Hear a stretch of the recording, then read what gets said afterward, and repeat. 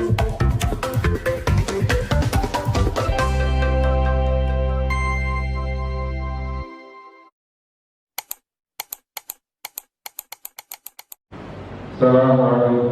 warahmatullahi wabarakatuh. Waalaikumsalam warahmatullahi wabarakatuh. Alhamdulillahilladzi arsala rasulahu bil huda wa dinil haqq liyudhhirahu 'ala dini kullihi wa kafa billahi shahida. Asyhadu an la ilaha illallah wa syarika lahu wa asyhadu anna Muhammadan abduhu wa rasuluh. Allahumma shalli wa sallim ala hadha rasulil amin wa ala alihi wa ashabihi wa man tabi'ahu bi amma ba'd. Rabbi shrah li sadri wa yassir li amri wa hlul 'uqdatam min lisani yafqahu qawli. Para bapak, ibu, jamaah yang saya hormati, wabil khusus anak-anakku yang Bapak cintai dan Bapak banggakan, yang terbaik dan paling baik, mari kita panjatkan puji dan syukur kehadirat Allah Ta'ala yang telah memberikan hidayah, taufik dan hidayahnya kepada kita, sehingga pada malam hari ini kita bisa hadir di masjid dalam rangka menunaikan sholat isya dan sholat tarawih. Sebagai realisasi iman kita kepada Allah dengan harapan mudah-mudahan ibadah saum dan rangkaian ibadah yang kita lakukan selama Ramadan ini mudah-mudahan diterima oleh Allah Subhanahu. Amin. Salawat dan salam semoga dilimpahkan kepada panutan kita Nabi Muhammad SAW, kepada segenap keluarganya, para sahabatnya dan seluruh umatnya, termasuk jamaah yang hadir di masjid yang indah dan megah ini. Para jamaah yang berbahagia, untuk materi hukum pada malam hari ini saya akan menyampaikan tentang fungsi kedudukan sholat yang sebelumnya sudah kami sampaikan tentang adab-adab masuk masjid, tentang adab-adab sholat berjamaah, dan sekarang materinya tentang fungsi dan kedudukan sholat. Para mulia ada 7.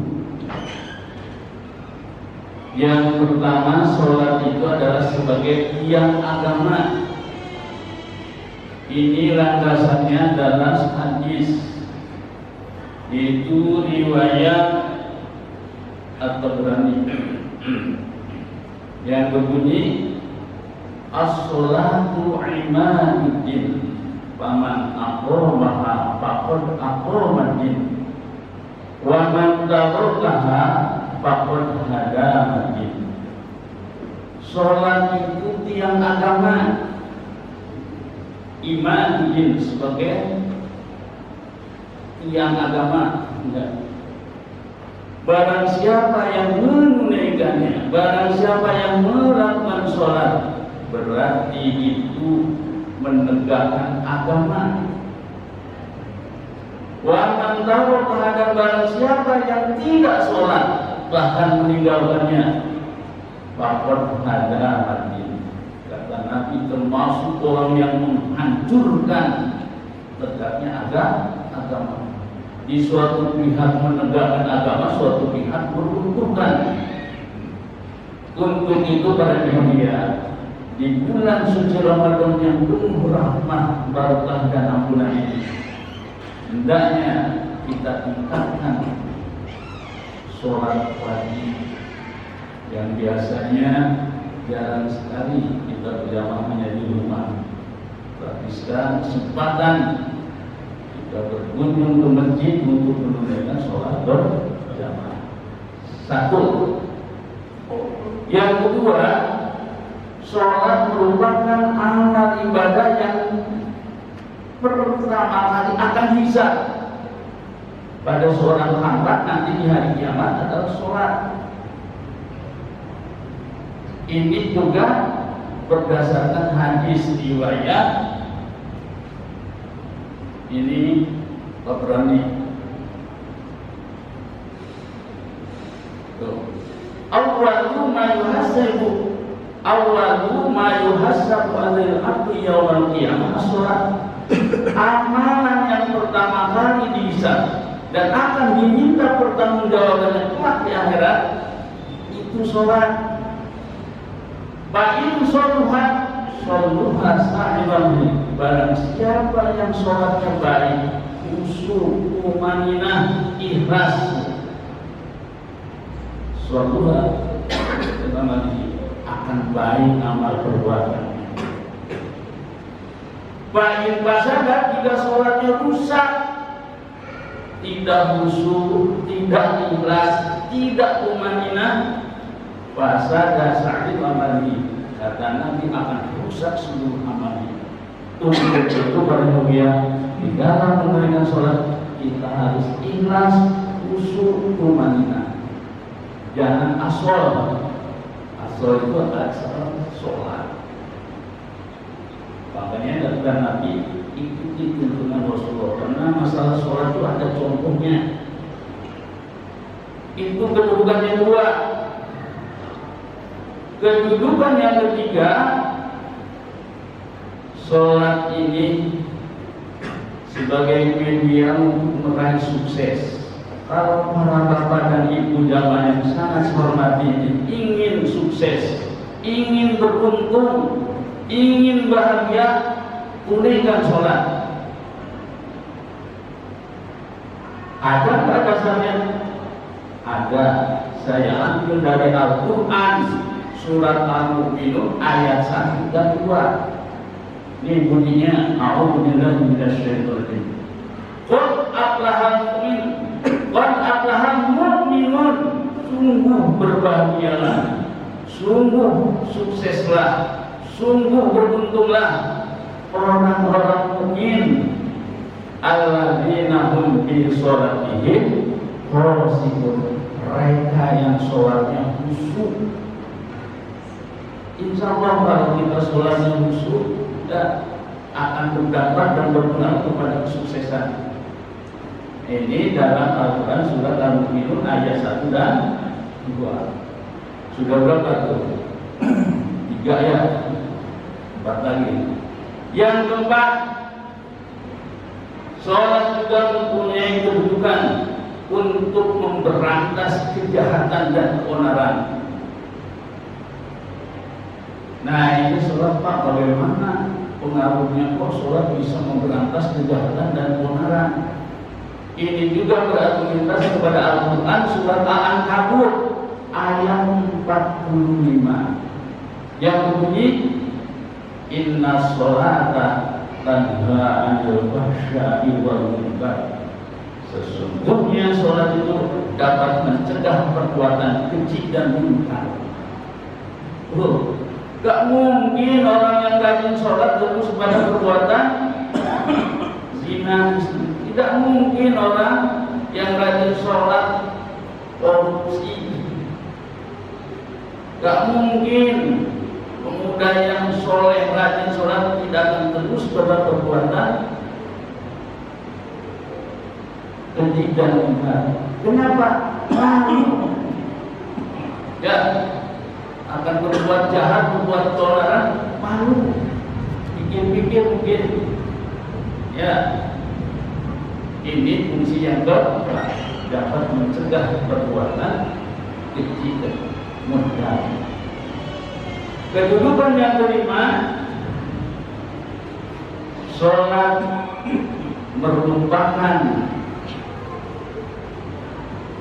media ya atau alat sarana bolehlah untuk mengingat Allah, untuk mengingat Allah. Ini juga saya ambil dari Al-Quran surat Toha ayat 14 yang berbunyi ini, innani anallah la ilaha illa anna wa'budni wa aqimis shalah li dzikri. Innani ana sesungguhnya aku adalah Allah. La ilaha illa ana, tidak ada Tuhan kecuali aku. Fa'budni, maka sembahlah aku. Wa aqimus shalah, dan kerjakan sholat. Lidzikri, untuk mengingatku.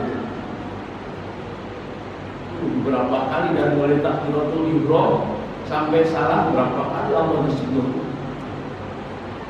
Ya, makanya sholat adalah sebagai media sarana untuk mengingat Allah. Dzikri, untuk mengingat Allah. Itu ada di surat Toha ayat 14. Nanti insya Allah kelewat mungkin dalam tadarus ya. Yang keenam, sholat ini sebagai suatu media, sebagai penolong. Tuh. Jadi kalau kita sholat, insya Allah butuh apa saja, ya asal sholat, insya Allah akan mengabulkan permohonan kita. Ini juga berargumentasi kepada Al-Quran surat Al-Baqarah ayat 153. Ya ayyuhalladzina amanu ista'inu bis-sabri was-shalah innallaha ma'as-sabirin. Orang-orang yang beriman, aman ista'inu, minta tolonglah kamu kepada Allah. Aman ista'inu bis-sabri, dengan kesabaran, was-shalah, dan menunaikan sholat. Nah, ini dalam Al-Quran surat Al-Baqarah.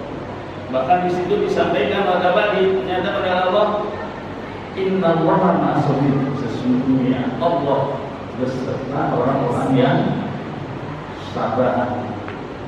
Jadi kita dengan sabar, tegar, ya, walaupun ada tantangan, rintangan apapun harus sabar, ya, dan juga sholat, terutama sholat yang 5 waktu. Nah ini para kemudian. Dan yang terakhir, sholat sebagai suatu media, suatu sarana untuk menghapus segala kesalahan.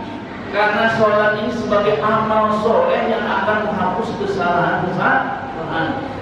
Insya Allah nih para bapak dan ibu, karena manusia tidak sunyi dari keliru, dari salah, dari hilang, dari dosa, baik disengaja maupun tidak disengaja. Itu ada dalam Quran surat Hud ayat 114. Innal hasanati yudhibnas sayyi'at. Apa itu? Maaf. Innal hasanati yudhibnas sayyi'at. Sesungguhnya kebaikan itu dapat menghapus kejelekan. Jadi sebagai penghapuslah, kalau kita coret-coret, tulis-tulis, nah ini bisa dihapus. Ini dosa kemudian dihapus dengan menunaikan sholat. Untuk itu perhatian, mengajak khususnya sendiri pribadi saya, umumnya untuk para jamaah. Makanya mumpung ada waktu, ada usia, hendaklah kita isi Ramadan ini bukan hanya dengan saum, tapi dengan amal-amal yang lainnya, terutama sholat yang 5 waktu kita berjamaah, kemudian disempurnakan dengan sholat-sholat sunnah, baik rawatib maupun sholat-sholat sunnah yang lainnya. Itu aja para yang mulia. Mudah-mudahan ada manfaat dan ada manfaatnya dalam rangka meningkatkan ketakwaan kita kepada Allah. Dengan harapan mudah-mudahan saum ini meraih sukses. Sekian, assalamualaikum warahmatullahi wabarakatuh.